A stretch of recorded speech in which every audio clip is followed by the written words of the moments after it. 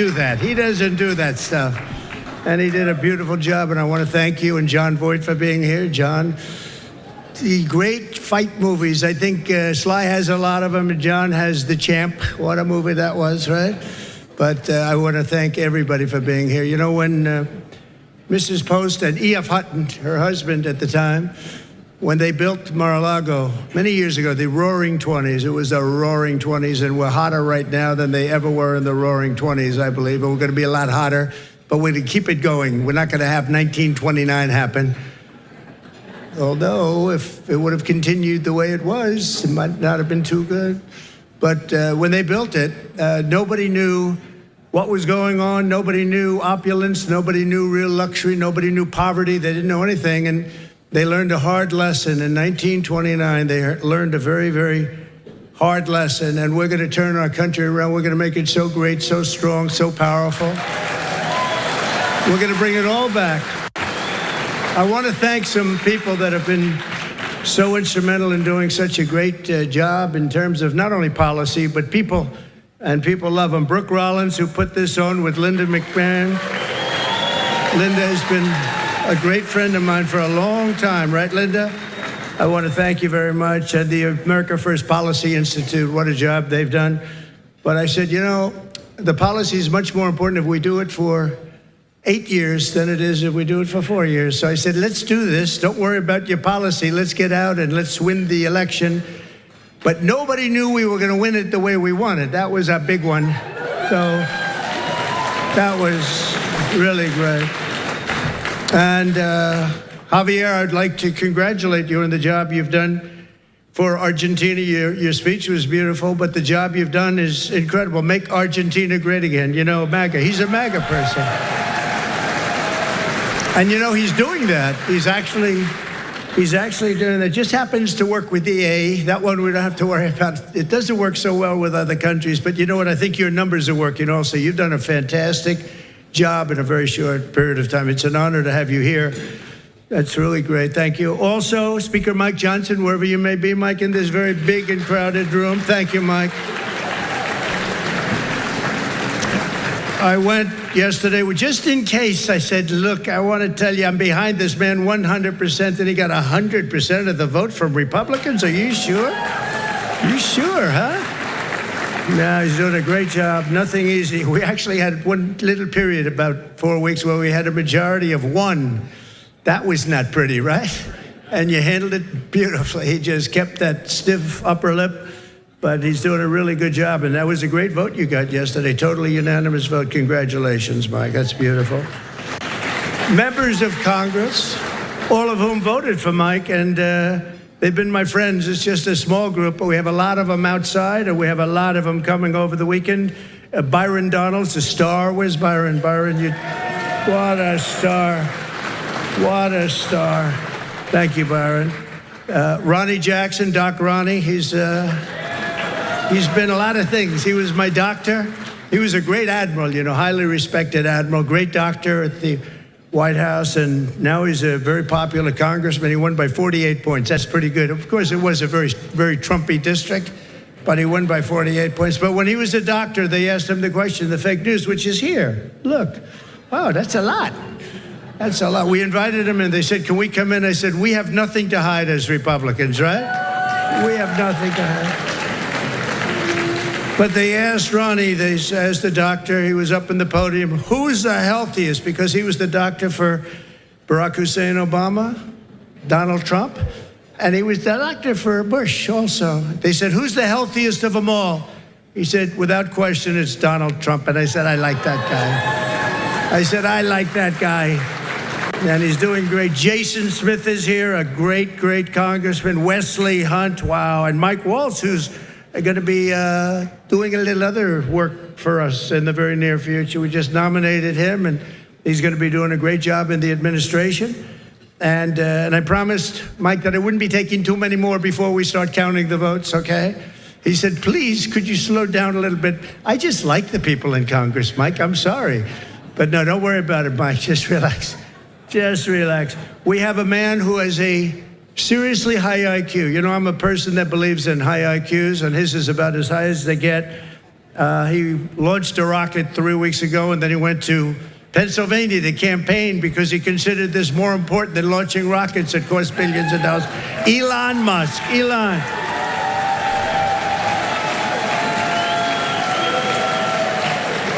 What a job.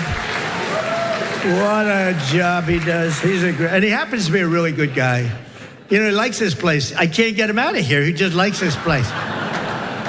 And you know what? I like having him here, too. He's good.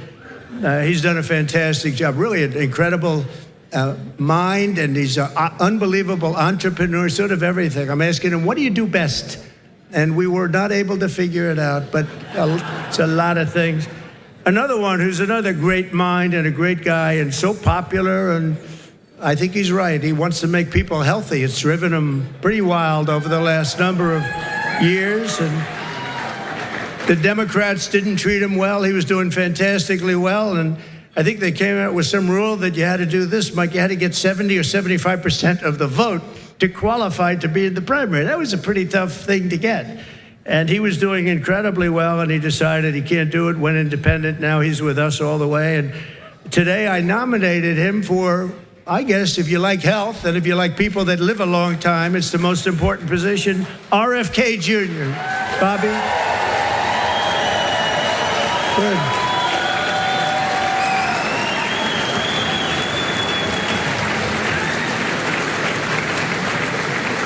And I just looked at the news reports. People like you, Bobby. Don't get too popular, Bobby. Oh. You know, you've reached about the level. Now, we want you to come up with things and ideas and what you've been talking about for a long time, and I think you're going to do some unbelievable thing. Nobody's going to be able to do it like you, and boy, does he feel it in his heart. So congratulations also to your family. And a woman who was a Democrat and was independent, she went independent, and last week she said, I want to be a Republican because this is what I stand for. And I've always admired her, and I've admired her because she was loaded up with common sense. And it's all about common sense. I mean, we're conservative in this room, but we can understand the other side. But what we really are is people with common sense. And I think that's why we won with the numbers that we won by. Tulsi Gabbard. Thank you, Tulsi. Great common sense. And you have Vivek Ramaswamy. It's taken people a long time, and now that name is emblazoned into their brain. But Vivek, wherever you may be, where are you, Vivek? Thank you, Vivek. Good. He's working with Elon on efficiency. They're working on efficiency, among other things, and they're going to be saving a lot of money and making our country stronger and better, and they'll be coming out with individual reports, but a big one toward the end. And you put those two together, it's going to be really great. So we look forward to seeing it, working with Elon, and that'll be a great experience. You're going to learn something from Elon, I think, right? It's going to be great. Thank you very much, Vivek, and great job. What you've done is fantastic. And somebody that I've admired for a long time, but I've really gotten to know him in my political life, but especially, I think, over the last year, more than maybe ever before, maybe more than even in the first 4 years, because we had a tremendous success through my first term, and then bad things happened, and we had to wait. I couldn't wait. I was saying, they're not going to do it. They're not going to help us. They're not going to save this country. And it really dawned on me about 10 days out. I said, wait a minute, with 10 days, I waited 4 years, 3 years, 2 years. All of a sudden, it's 10 days, and then every day seems so long. But I knew by the crowds we were getting, it was going to be really something. And Newt Gingrich got up, and he said, this is a very special thing that's happening, because nobody has ever had crowds, and they just wanted hope. They wanted something. They just didn't want what they had, and nobody expressed it more beautifully than Newt Gingrich, and thank you, Newt, very much. It was really beautiful. And Callista, thank you very much. Thank you, Callista. But the American people have just delivered really something very, very amazing, the biggest political victory in 129 years. Can you believe that, Newt? 120. They said the most consequential election. I love that word. It's a beautiful word. Most consequential election in the last 129 years. Wow, that's something. So we swept all swing states. We won the popular vote. Oh, I love that. You know, in the last one, in my first term, they said he won the election, but they always followed by he didn't win the popular vote. That's what they say. I don't even know is it true or not. Who knows?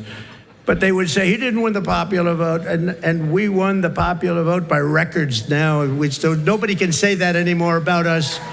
Nobody can say that because we won the popular vote. And I didn't win it. The people won it. The great people of our country won the popular vote, and that's what they wanted. And this was something really special. Won the White House, recaptured the Senate, and now, as of today, recaptured the House. Thank you very much, Congressman.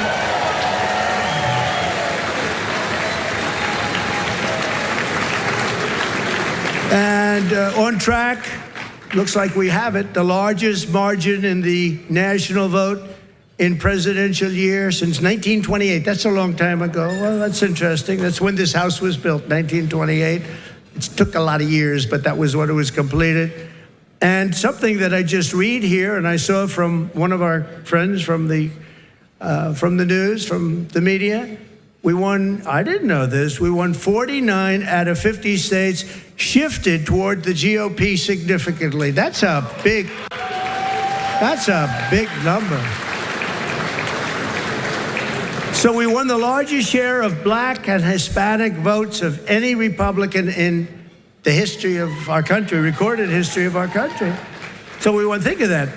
We won the largest share of black and Hispanic voters. That's so incredible. They're unbelievable people. We respect them. We admire them. They've been through a lot, and they like us. And it wasn't easy. It wasn't easy. But if you take a look at the border of Texas, the governor called me, Greg Abbott, who's a great guy, called me up. He said, you won every single town on the border, and these towns were always blue. They were a dark, strong blue, and we won every single town up and down the border in Texas. We won with married women. What about unmarried women? What happened to unmarried women? We won with married women. We won half of all ages. Think of that. More than 50% of the 18 to 29-year-olds, the highest in many decades, the highest number. And again, it really has to do with common sense. You know, people don't want men playing in women's sports, right? They don't want it. They don't want it. You know, I said that during the last few weeks, I was very heavy on the common sense things, like they want a border. They want people to come into our country. They do. They don't want to have exclusion, but they want to come in legally through a system. They don't want them coming in through prisons and through where you dump a prison from countries all over the world, dumping prisons into our country. The prisoners dumped into our country by the millions. They don't want that. They don't want all of the kind of things they don't want drug dealers. They don't want gang members. They don't want people that are causing trouble. They don't want people that the country doesn't want. And they had I would say a truth, Elon would say an X, but it came out and it had 12 different things, and it went down a list of things, and part of it was that the cartels were bringing in drugs. They don't want them. It's stopping you. Wait till you see the numbers that are going to be released. In 2 days, things happened to our country. This is 2 days as of 3 days ago, but things are happening to our country that we didn't see happening for years. The caravans on the way up, 35,000 people, they're breaking up. They're breaking up. They're not making the journey. And we had 3 or 4 of the highest, I guess almost every single day we set new records in the stock market. We set new records economically. We're doing it. Now, the only thing is, Mr. Speaker, I think it's important, maybe you should pass a bill. You have to start my term from November 5th, okay? Or November 6th if you want. November 5th, because the market's gone through the roof. Enthusiasm's doubled. It's doubled in the last short while. And I watched a liberal commentator say, you know, whether you like him or not, there seems to be a beautiful light shining over our country and even over the world. I said, this guy